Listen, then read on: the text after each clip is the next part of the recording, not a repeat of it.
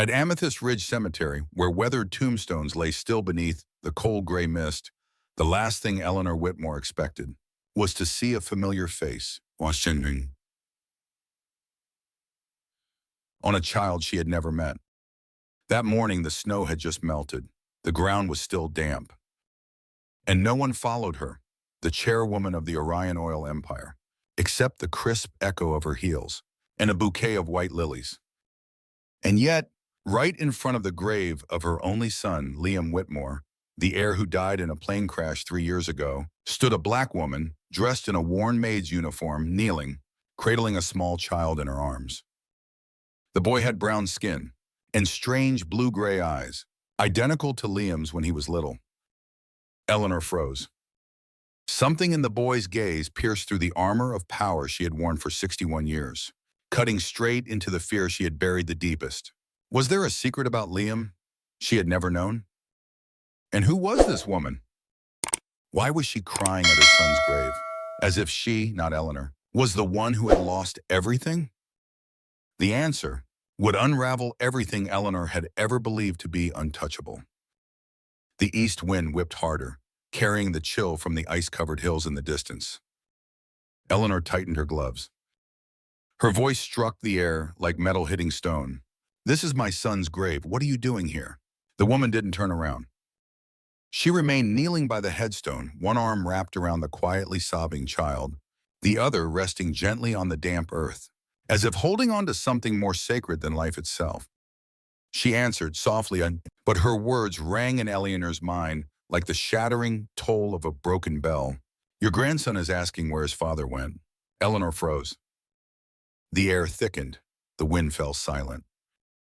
Her eyes locked onto the boy's face, and what sent a chill down her spine wasn't his skin color, but that gaze. Gentle, deep, and hauntingly familiar. Liam had those eyes. As a child. Back when he could still dream. Before he learned to bury himself beneath the Whitmore name. Eleanor swallowed hard and took a step back. A strange feeling began to press into her chest. Not rage, but fear. The woman finally rose to her feet and turned to face her. And in her eyes, there was no apology. Only the truth, and Eleanor wasn't ready for it. The woman standing before Eleanor was named Janelle Brooks, 29 years old, hair tied in a high bun, her uniform faded with time, but her eyes had lost none of their clarity. "I used to work as a maid in the Whitmore estate 4 years ago. Isaiah is my son and also Liam's. No wind. No birdsong. Only Eleanor's heart pounding inside her chest, as if trying to shatter the elegant coat she had wrapped around herself.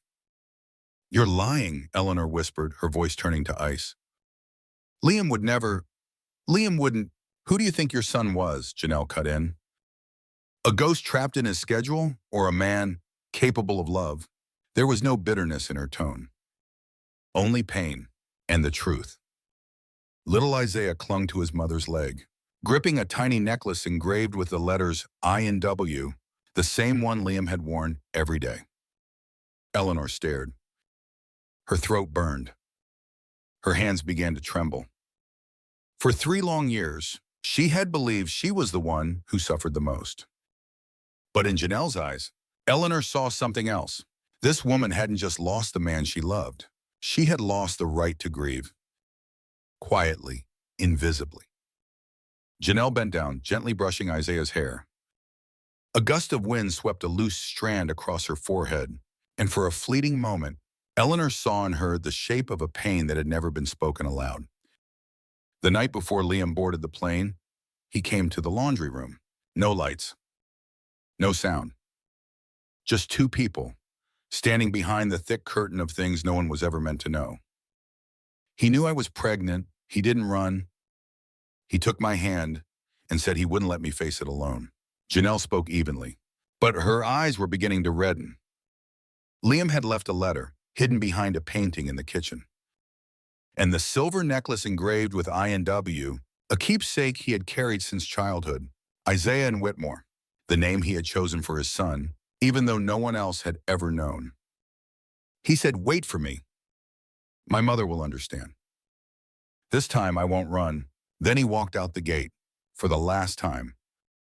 The next morning, the doomed flight burst into flames over the New Mexico desert. No one survived, and his promise was buried forever beneath the ashes of silence. Eleanor turned away. She couldn't let anyone see the tears beginning to fall, not knowing if they were for her son or for the truth she had never been ready to face. Eleanor wiped her tears quickly, as if emotion were a weakness that needed to be hidden. Then she turned, those ice-gray eyes of a tycoon locking onto Janelle, no longer with doubt, but with coldness and contempt. You think I'm going to believe that cheap story? A black maid and my son, please. What is this, Hollywood? She scoffed. In this family, we don't acknowledge anyone outside white blood. Every word she spoke fell like a slab of stone. Isaiah flinched. The little boy pressed himself tightly against his mother. Janelle didn't move. She stood still, frozen. But her heart was bleeding. Not from the insult, but because Isaiah had just heard it with his own ears. That boy is a part of your bloodline, Janelle whispered, her voice breaking. And you just rejected him. To his face, Eleanor let out a short laugh. Part of what? The curls in his hair, the color of his skin. That sentence ripped through every boundary. This was no longer a personal argument. It was a reckoning. A cruel reminder of all the children never allowed to exist because their skin wasn't the right kind. And the audience, like Janelle, stood in silent pain and rising rage. Janelle took a deep breath, gripping her son's hand tightly. Her voice dropped, no longer trembling, but clear, as if she had replayed this story 100 times in her head. Liam didn't die in an accident. He was killed. Eleanor narrowed her eyes, smirking. What now? You're adding conspiracy theories to complete your movie script? 3 days before the crash, Janelle said, Liam refused to sign the expansion deal for drilling oil on Navajo sacred land, a land already contaminated by Orion's own plan. She pulled out a copy of a report. The original Liam had sent to an investigative journalist. No one knew he had kept another version. No one except Janelle. He told me, if my mother finds out, she'll destroy me. But he still chose to do the right thing. That flight, Liam was alone. No bodyguards. No technical staff on board. And the so-called automatic control system failed midair on a clear, cloudless day. Janelle looked Eleanor dead in the eyes. That death was too well timed, too perfect to be anything but the erasure of an heir with a conscience. And in Eleanor's gaze, for the first time, a flicker appeared, a flash of fear. When the gates of the Whitmore estate slammed shut after Liam's death, no one noticed the young maid slipping away, carrying a child in her arms. No headlines spoke her name. No one mentioned Isaiah. No one asked, where did that girl go? Janelle didn't go to the press. She didn't call a lawyer. She knew exactly who she was, a black woman with no degree, no money, and a child the world would label illegitimate. But just when everyone thought she had given up, she started to fight. In silence. Every night after her shift at a small diner, Janelle studied law online.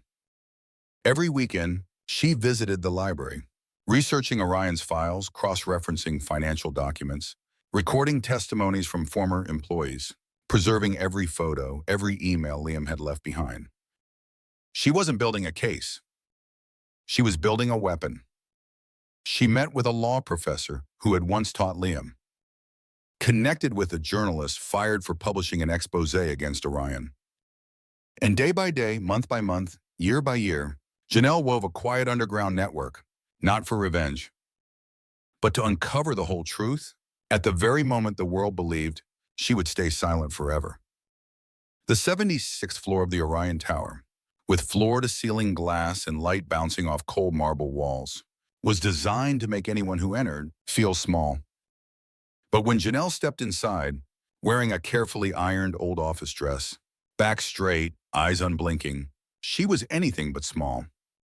She was like a foreign wind, not trembling, but sharp and cold, like the edge of a blade.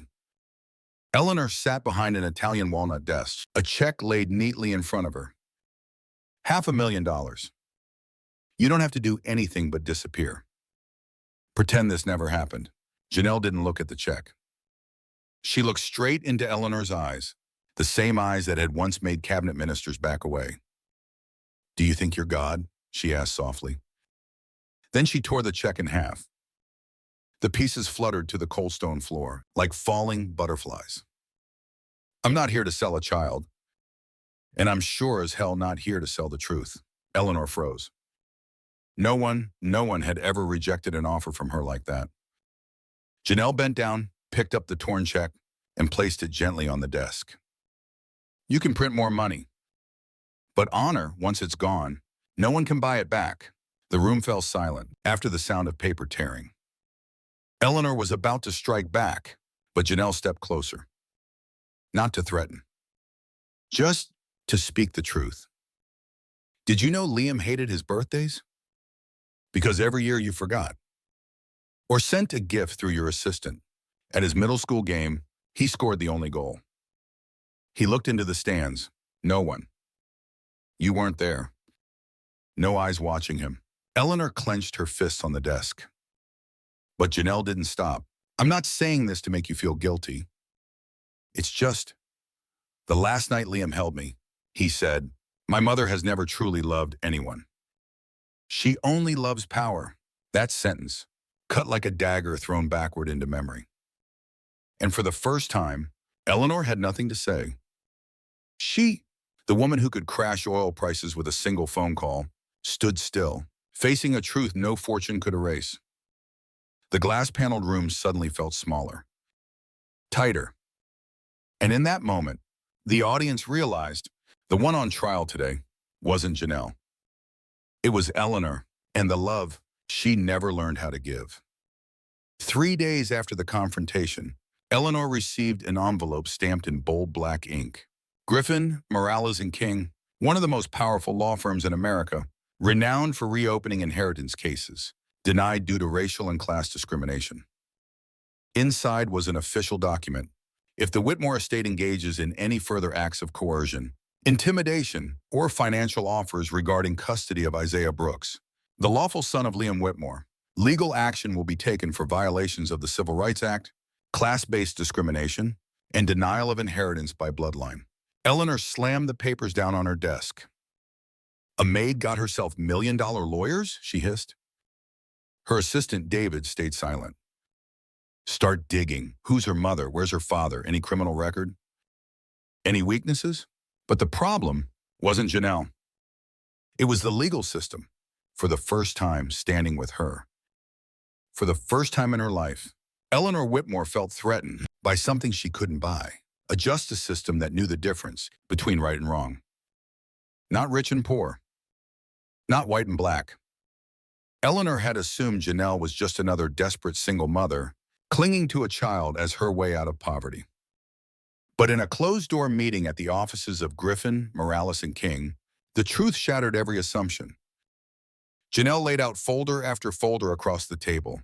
Photos, birth certificates, letters, testimonies. 17 black children. The sons and daughters of gardeners, maids, nurses, or janitors, who had worked in wealthy white households. 17 names erased from wills.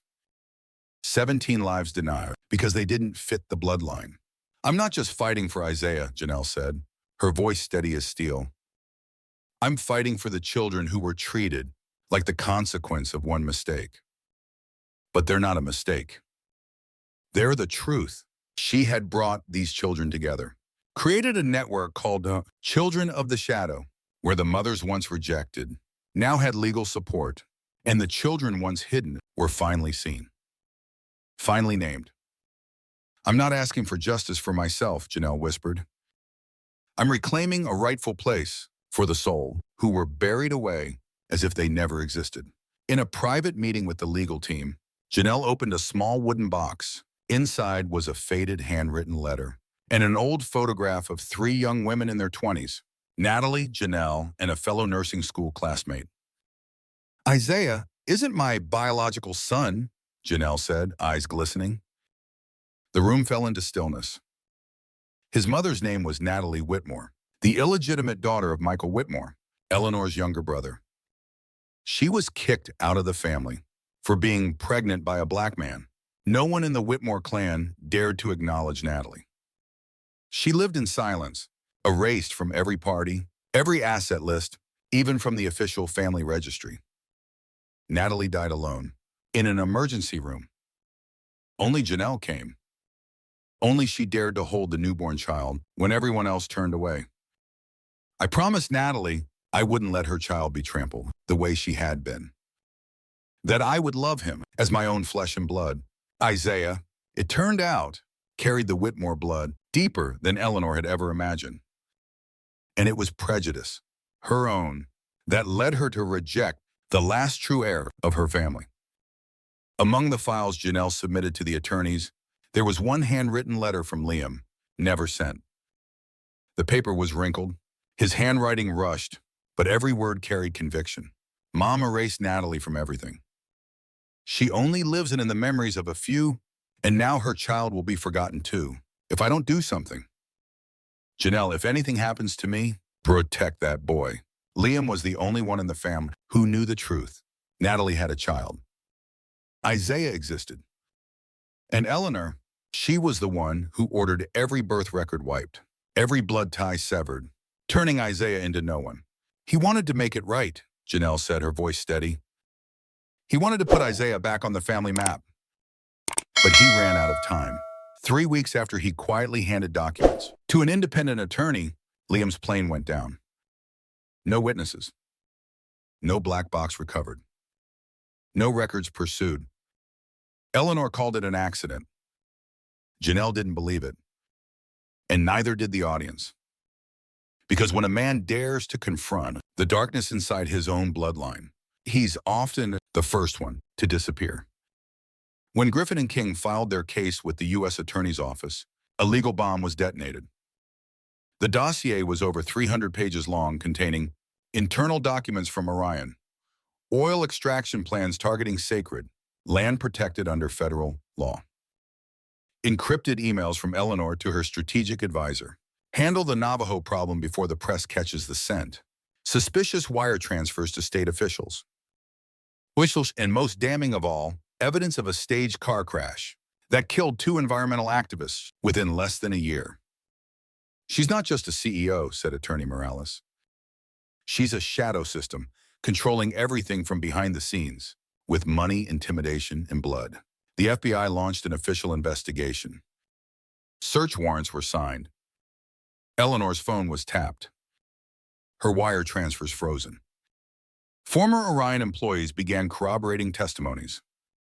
And for the first time in nearly 3 decades of untouchable power, Eleanor Whitmore was no longer the predator.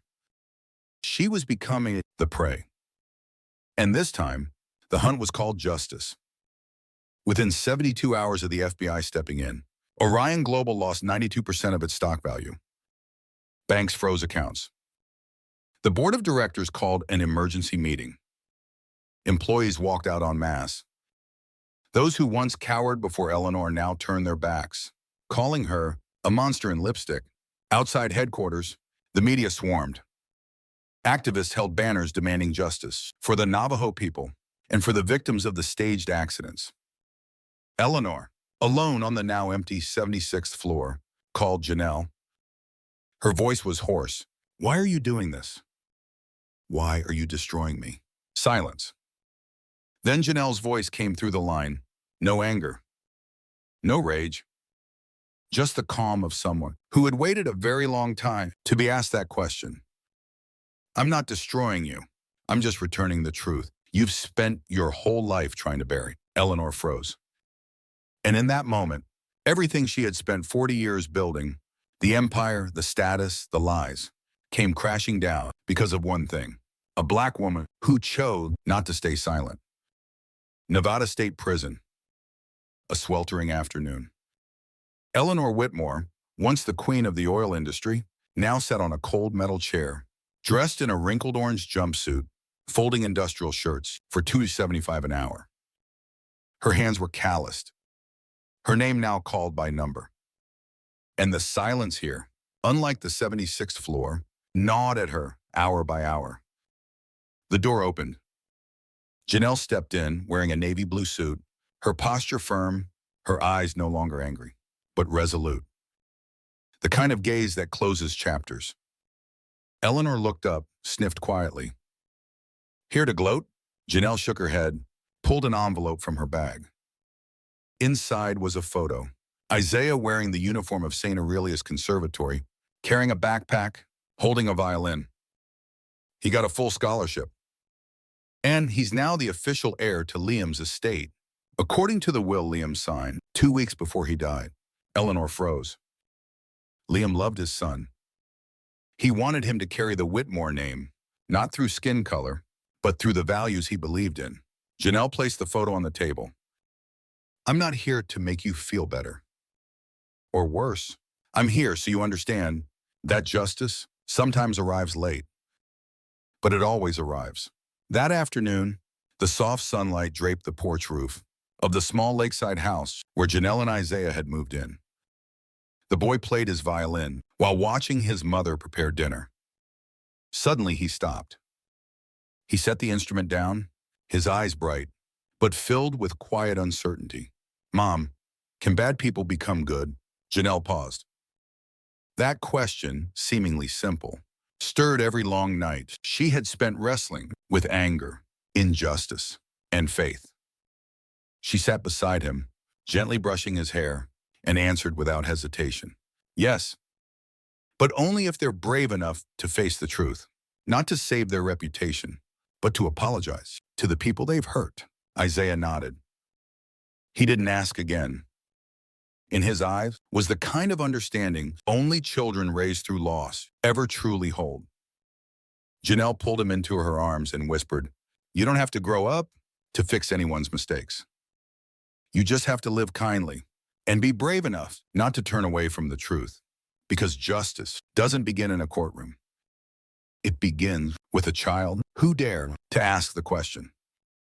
A soft light bathed the stage, where a 6-year-old boy stood alone, a small violin in hand, eyes gently closed, lips pressed in quiet focus.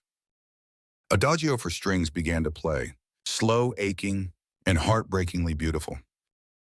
Behind him, 2 portraits appeared on the large screen. Liam Whitmore, eyes deep, smile warm. Natalie Whitmore, eyes just like Isaiah's, but sadder. The boy carried everything they once were, but he didn't carry the name Whitmore. His name was called as the audience rose to their feet in applause. Isaiah Brooks, top student of St. Aurelius Conservatory of Music. Brooks, the name of the woman who held him close when the whole world turned away. The one who taught him that family isn't the name on your birth certificate. It's the person who stands by you when you have nothing and chooses to love you anyway. Janelle sat in the front row, tears falling silently. Not out of sorrow, but because she knew that even though the world once tried to erase this child, today, he was the one who made the whole world listen. 1 year after Isaiah stepped onto his first prestigious stage, Janelle launched a nonprofit organization called The Bloodline Without Color. Its mission, to support women and children denied their right to inheritance because of race, class, or prejudice. The room wasn't lavish. There were no television cameras. But it was warm, like the first light of day. Janelle stood behind a simple wooden podium. Before her sat mothers who had once been cast out by their families, who had given birth in secret, who had survived nights so cold no one dared call them family. We're not asking for pity, Janelle said. We're asking for something far simpler, to live and to love without needing permission from those who think power equals blood. Every child in this network, given education, told the truth of their origin, called by their rightful name, is a piece of justice being restored. Not from the courts, but from courage of the mothers who once weren't allowed to look the light in the eye. And now they are the light.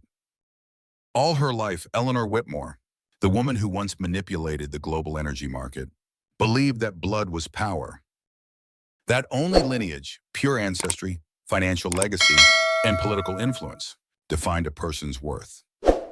She never imagined that a girl who once folded her laundry would become the voice the whole world stopped to hear.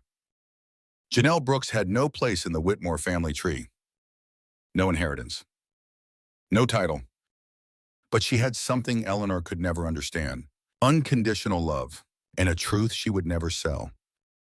Janelle didn't destroy Eleanor. She simply held on to the truth, while the world tried to bury it in silence. She didn't seek revenge. She rebuilt. And Isaiah, the child who was never meant to exist, is now a living symbol of one simple truth: family isn't defined by name. It's defined by who stood by you when you needed them the most. Eleanor once believed that power was a legacy. But Janelle taught the world, truth is the only legacy that survives every generation. And love is the only bloodline that ever truly matters.